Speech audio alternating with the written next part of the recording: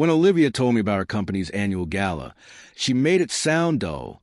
Just another networking event, nothing fancy, mostly coworkers and clients. I didn't think much of it until the day before, when I saw her new dress hanging in the closet. Sleek, navy, a neckline she usually reserved for special occasions. Who's it for? I asked, half joking. Don't start this, James. You wouldn't enjoy it anyway, she replied. Something in her tone felt off. Not dismissive, defensive, like she was preparing for an argument that hadn't happened yet. The next evening, she left early. Her perfume lingered in the hallway long after the door closed. I told myself I was being paranoid, but then a text appeared. Hey, change of plans. Might be home late. Don't wait up. No explanation, no photo, just distance in digital form. By 10 p.m., curiosity got the better of me. I checked her company's social media. Gala photos, smiles, glittering glasses, executives pretending to enjoy themselves. And there she was, in that navy dress, laughing beside a tall man I didn't recognize. His hand rested a little too comfortably on her back. I zoomed in until the pixels blurred, trying to convince myself it meant nothing.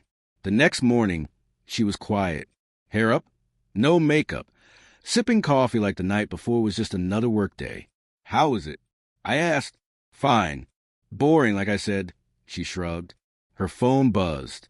She flipped it face down before I could see the message. That's when something shifted. Not anger, not jealousy, just awareness. I realized I was the only one still pretending everything was fine.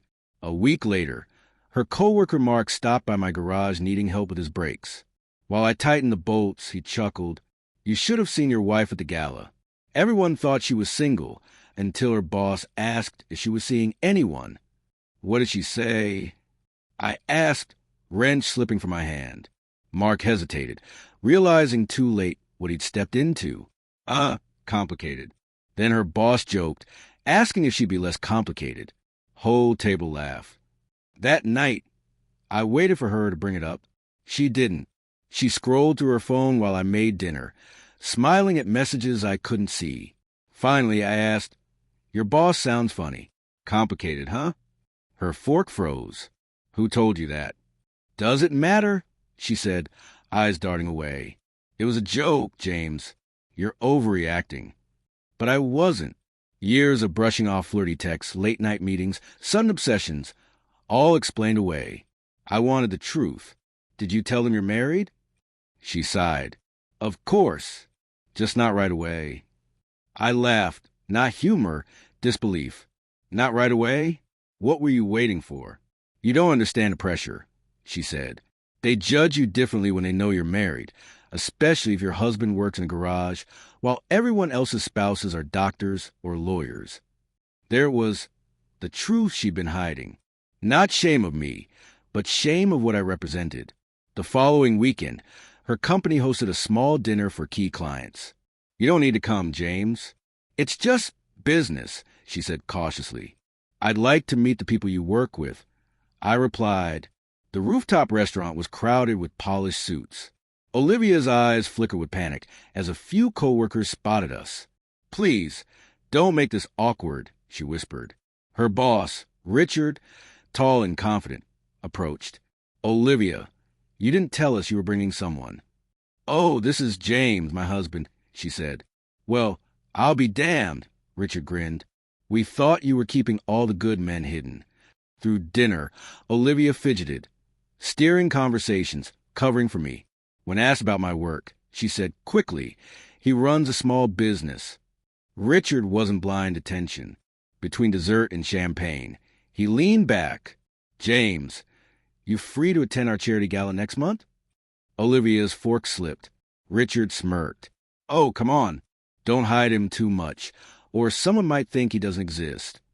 Something broke inside her. She stood up abruptly. Excuse me, she hissed.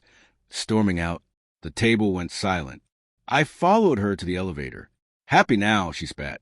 You embarrassed me in front of everyone. Embarrassed you? I said nothing. You don't fit in there, she muttered, eyes sharp. Her words hit harder than any argument. Honest, cutting. At home, She went straight to bed. I sat at the kitchen table, staring at an empty glass, thinking of all the late nights, the canceled plans, the quiet support I'd given her, only become someone she needed to hide. By morning, I left a note on the counter. You want it uncomplicated. Now you've got it. I packed my things, drove to my brother's 2 towns over, and didn't look back.